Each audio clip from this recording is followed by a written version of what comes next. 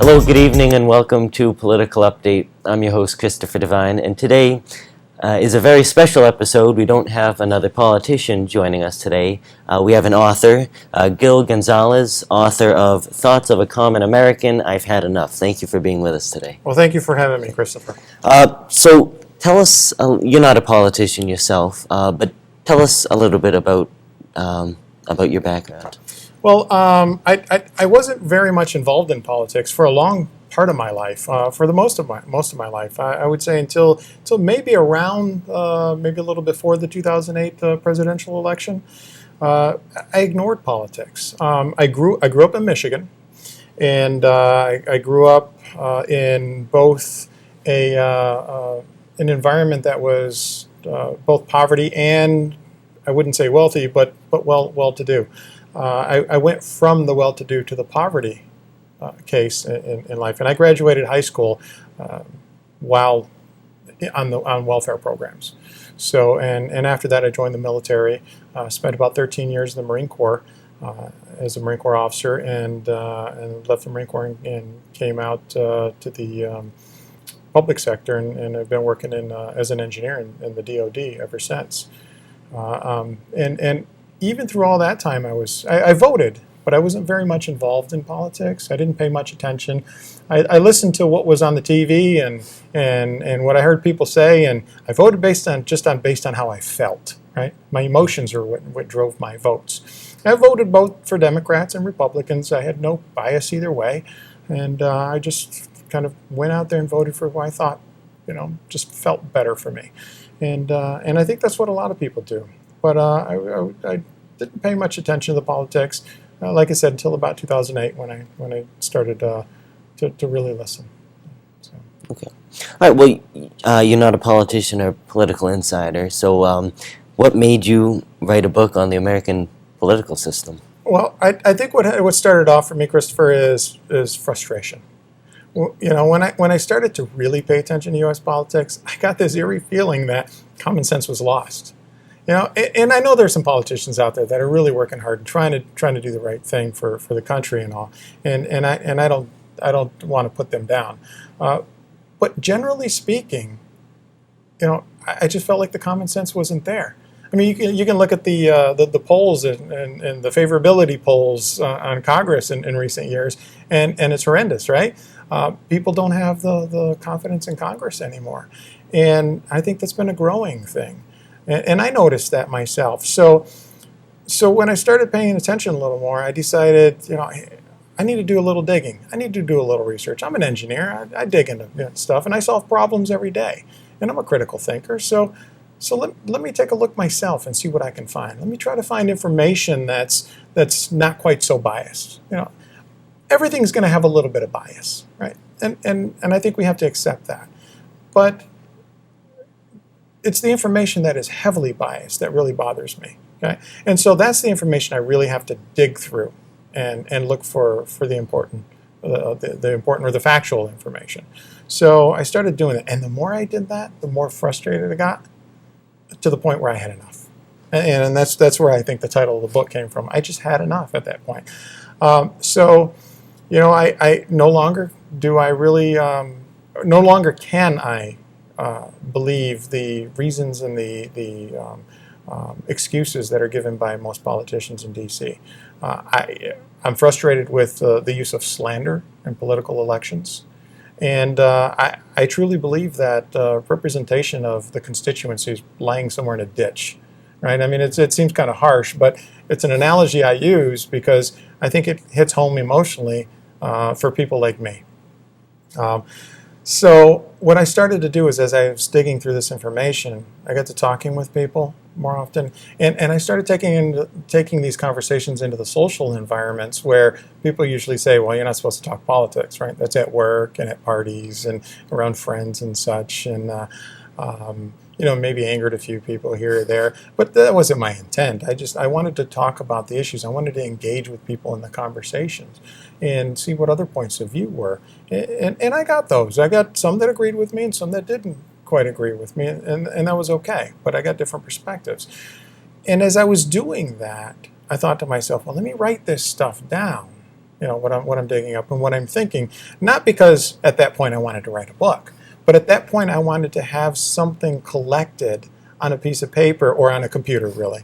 I wanted something gathered in one location where I could look and I could refresh what I was thinking. And I can go back and look after I've had more conversations and ask myself, do I really still hold that position?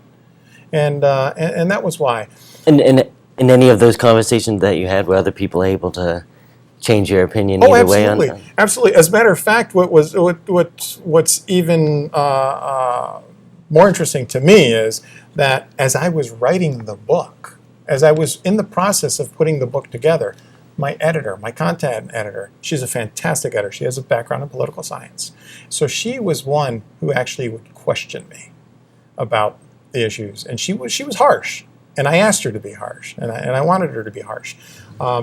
And she gave me some different perspectives and questioned some of the information that I had. And there were times where I changed my point of view. And it was some of it was because I had looked at some data and I saw it differently. And then when I looked at it again, I realized what I was looking at. And I said, well, it's not, what I saw before is no longer the way it really is. It's not that it changed. It's just that I missed something at that point. Right? I'm not perfect. So, I missed something, but it was good that she had pointed that out to me. So, and that was very grateful. And in this process too, even before writing the book, I wanted to share my thoughts and ideas with other people. Not that I think I have the greatest ideas, but because I'm a thinker, I'm a problem solver. And I want to engage in those conversations with people, and I want other people to really think critically about these issues. So I wanted to reach out to them. And at the time I had thought about, maybe I can write a book. Because when you write a book, it kind of gives it a little clout, right? I mean, I could do it on the web and just do a blog. And that's nice and get the information out there. But once a book is published, people look at that and go, wow, a book. And it piques their interest a little more. So then I think I can attract a little bit of a larger crowd to look at the views. So and then I had a colleague that kept saying to me, Gil, you need to write the book. So after she told me that several times, I decided I'd do it. And I do have to say, it's a fantastic book. I recommend it to everyone. Pick up a copy. Where can they? Amazon? So Amazon, Barnes & Noble, you can get it either ebook or paperback. It's both on Nook and Kindle. Okay. All right. So pick up a copy if you can. I do want to bring up a little something that I came across in the book. On many of the pages there are diagrams or facts listed out, and on one of the pages that really sparked my interest and really it really made me think, wow, I never knew this before, was that you had listed out the number of years of a Democratic-controlled Congress, a Republican-controlled Congress, and a split between both parties. Democrats had controlled it for 33 years. Yep. Republicans have controlled it for 9, and split between parties was 8. Now, in those 33 years of a Democratic-controlled Congress, they passed 2 balanced budgets. And in the Republican 9 years, they passed 4. So according to these facts, it kind of sounds like when the Republicans had control of Congress, they were able to get more done. Is that what you were, when you came across, is that what you thought at first? Is that what you meant it to seem like? It's not exactly what I meant it to seem like, and I do have some text in there that I mentioned what I think of those numbers. When I first saw it, I thought, wow, the Republicans are the ones that you really want to control Congress, right? Because they're the more fiscally responsible. But I looked at it a little more, and I thought to myself, I said, well, the Republicans had 9 years, right, and to do this, and when those 4 years they had where they balanced the federal budget, those were 4 consecutive years. So that was essentially one congressional body. I know it was several Congresses, in the way they define a Congress, but it was essentially the same congressional body, the same people for the most part that were there, moving the same kind of issues along, or voting in the same kinds of way, creating the same kind of legislation.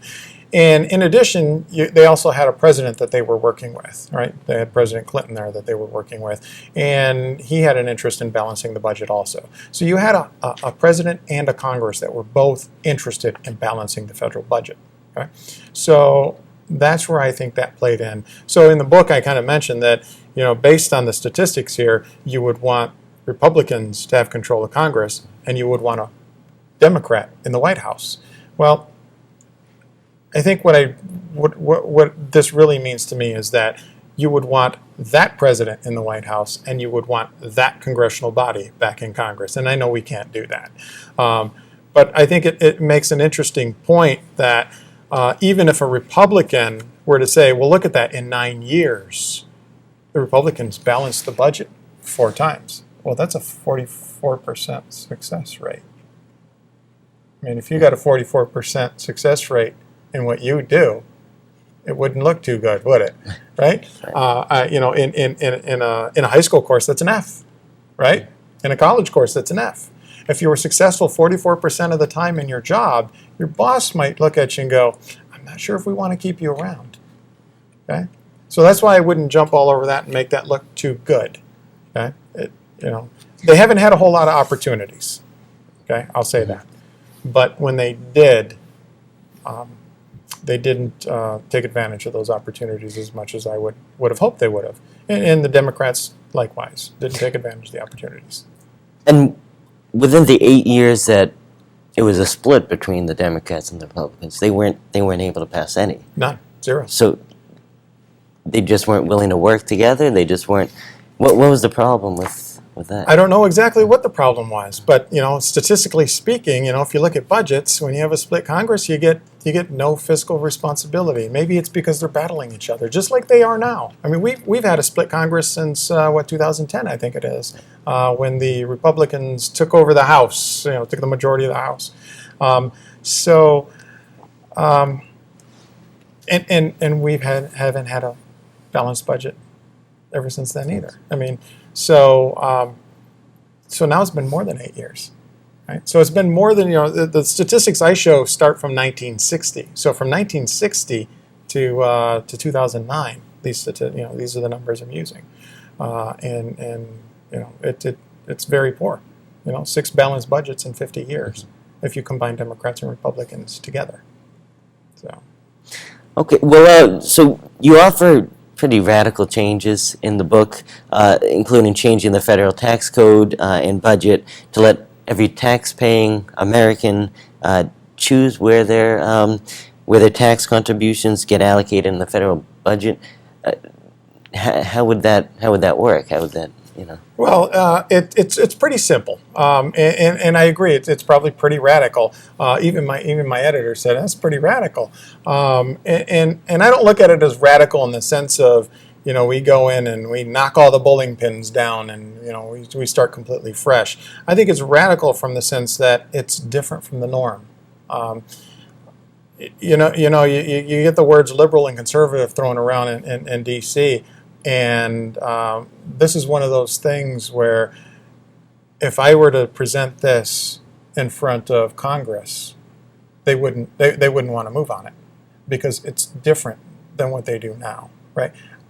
The way I see it is both parties in Congress are all conservative from the true definition of of conservative, meaning not wanting to change or resistance to change, right? So they wouldn't want to embrace this. But let me tell you about that. Let me tell you how this would work. And I think it's necessary, actually. And before I tell you how it's going to work, let me tell you why I think it's necessary. Because of the statistics we just looked at, the federal budget, Congress has done a horrible job in balancing the federal budget. Okay? And, 6 times in 50 years, and some would argue it's less than 6, actually. But I'm giving them the benefit of the doubt. 6 times in 50 years is a 12% success rate. Now, since 2009, we still haven't had a balanced federal budget. So now we're at 11% success. So you're looking at Congress balancing the budget at a rate of 11% success. Again, you think you'd be able to hold the job if you were successful at that job at 11% success. But if all these members of Congress have an 11% success rate, then why do they keep getting reelected? Because we keep reelecting them.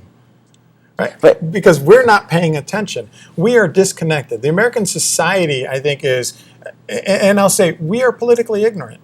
Okay? And it's not to say anything bad about society.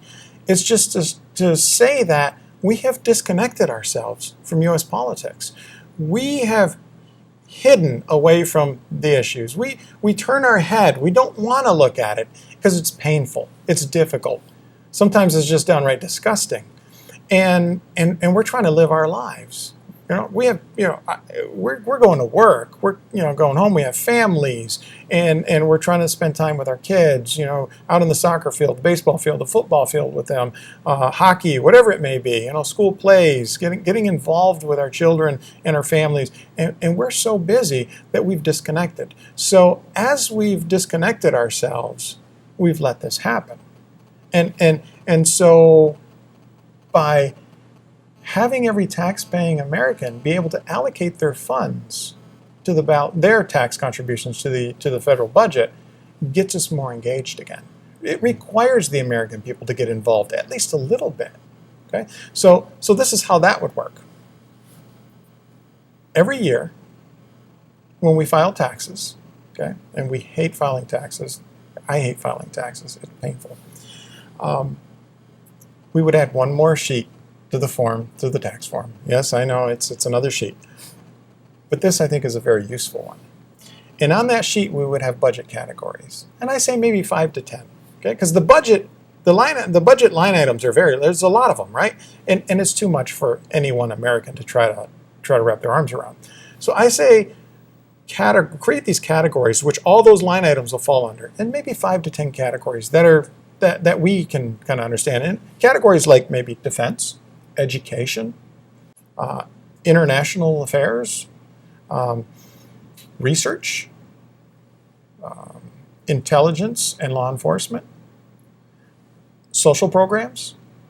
And you create these categories. And when it comes tax season, you let the Americans say, each taxpaying American say where they want their tax funds to go.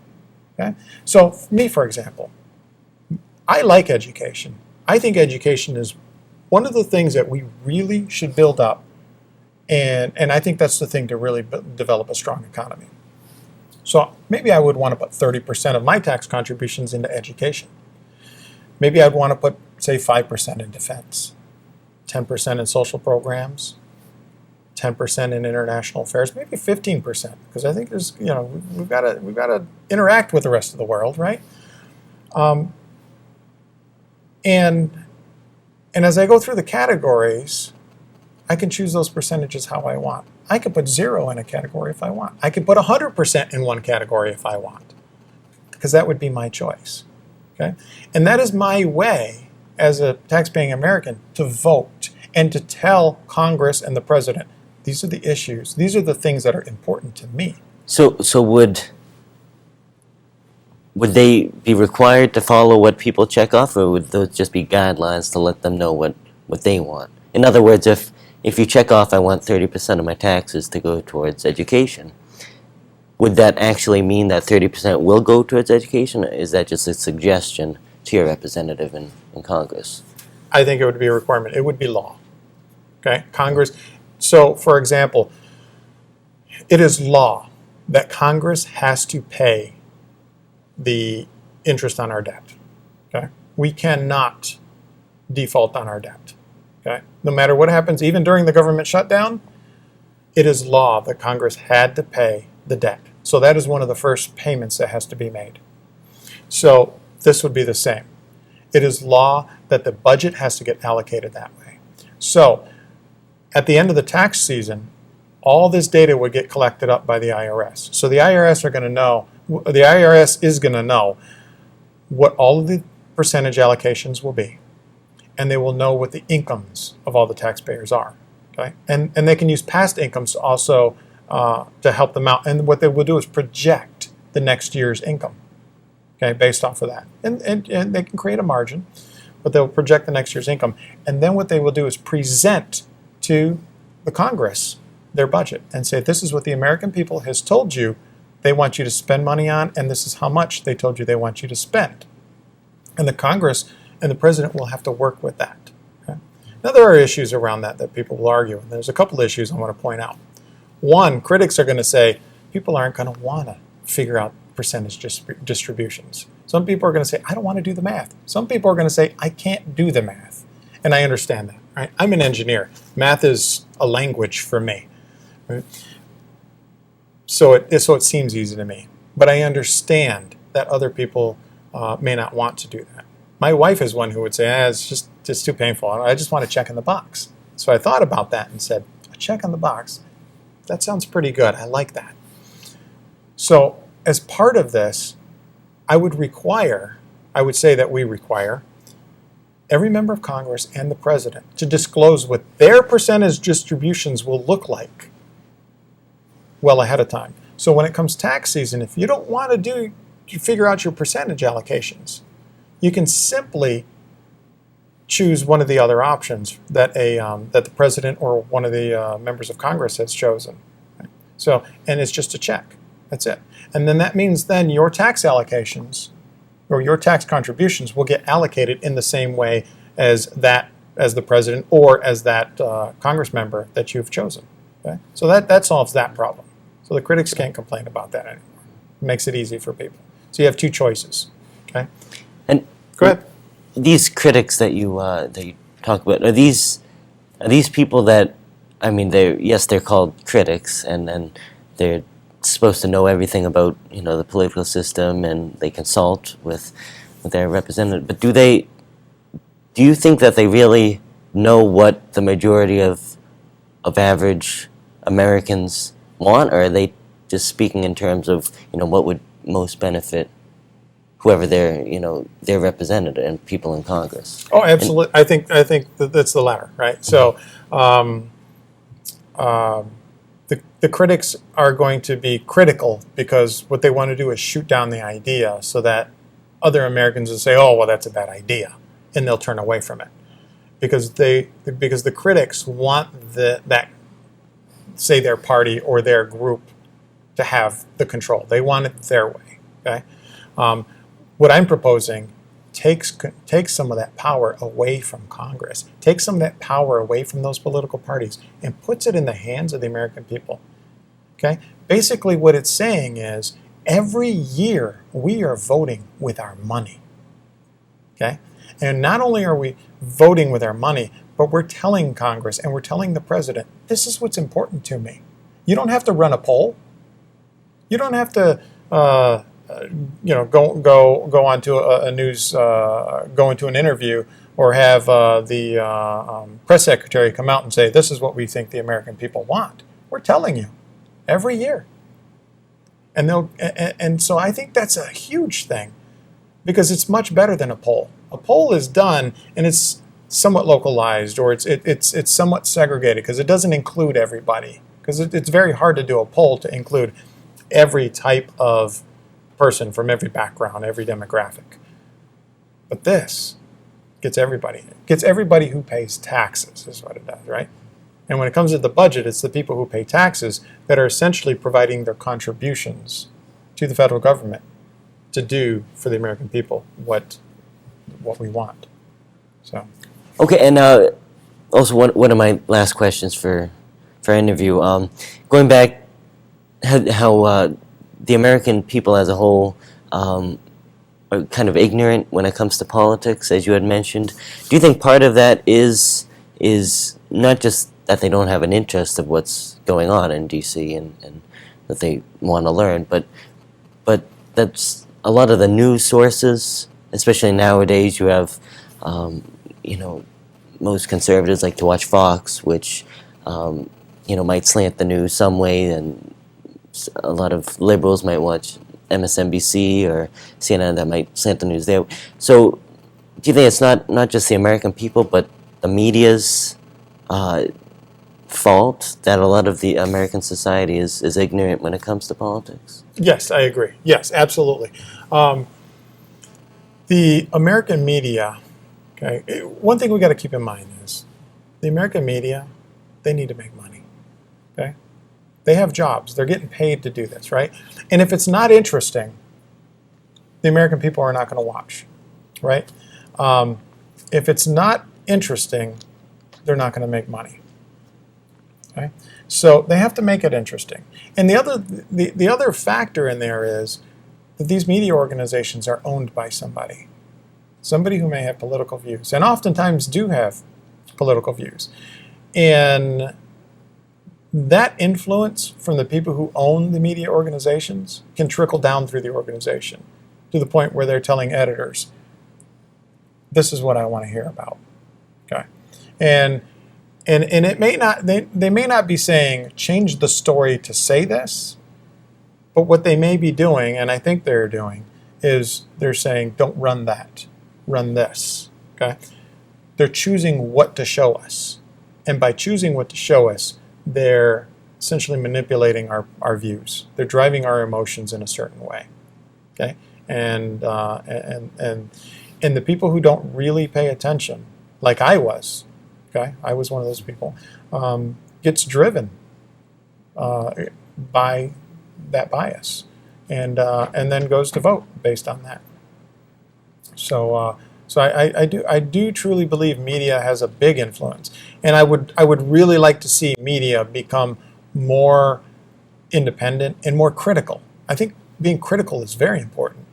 You know, I've watched where Jay Carney has battled it out with the media on questions, and he gets upset. Well, you know, he should expect that, really. I want the media to do that, right? I don't want it to be easy. It's a tough job for him, and I don't dismiss that. But you know, it's his job, or it was his job, right? They're just doing a changeover now. But I think media needs to be very critical and needs to dig, because if the media doesn't do the digging and the American people don't do the digging, the information's not going to come out. Okay, so what's next for you? So this is your only book that you've written to date, right? Yes. Yes. So do you have any other projects or books that you're currently writing, or you know, what's next for you? Well, I don't have any other books in the works right now. But what I am doing is I maintain a website. It's called acommonamerican.com. And on that website, I continue to write. I have a blog on there where I dig into issues, and I look for information, and I try to put something together in a way that common Americans can understand. Because you know, there's a lot of political lingo out there, and I'm still learning it myself.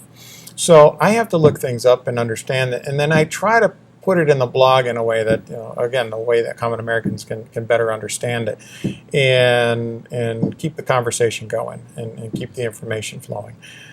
It's there. You know, if anybody has any questions, or they want to know about anything, or they have a concern, they're welcome to put a comment on there or send an email through the website, and I will do my best to either find them a resource or answer the question for them.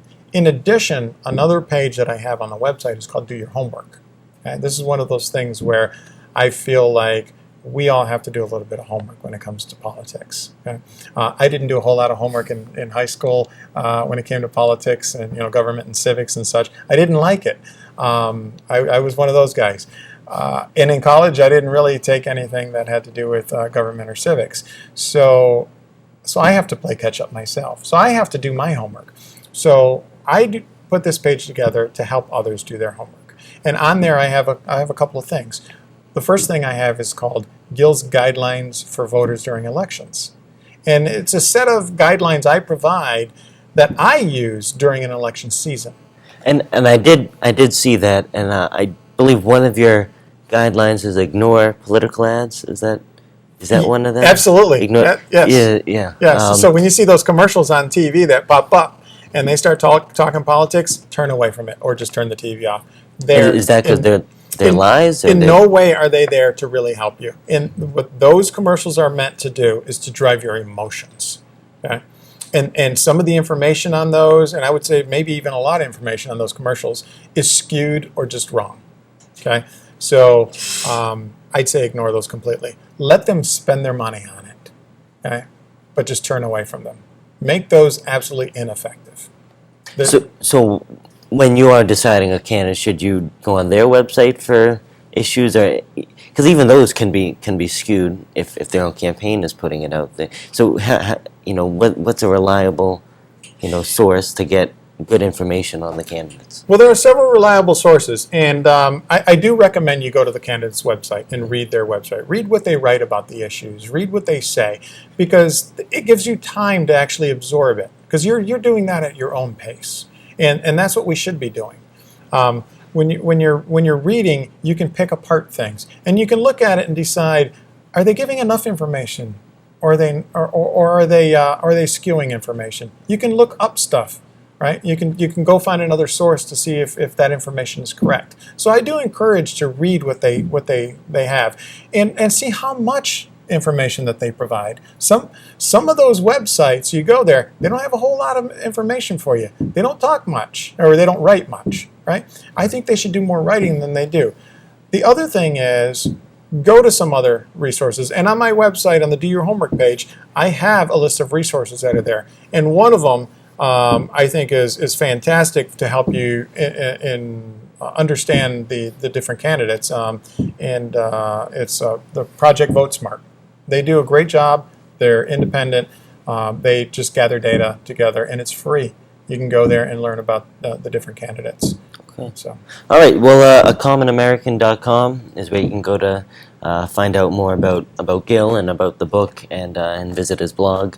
His book's available on Amazon.com, Barnes & Noble, so I recommend you pick up a copy as soon as you can. Thank you for joining us for this interview. As always, I'm Christopher Devine, and this has been Political Update.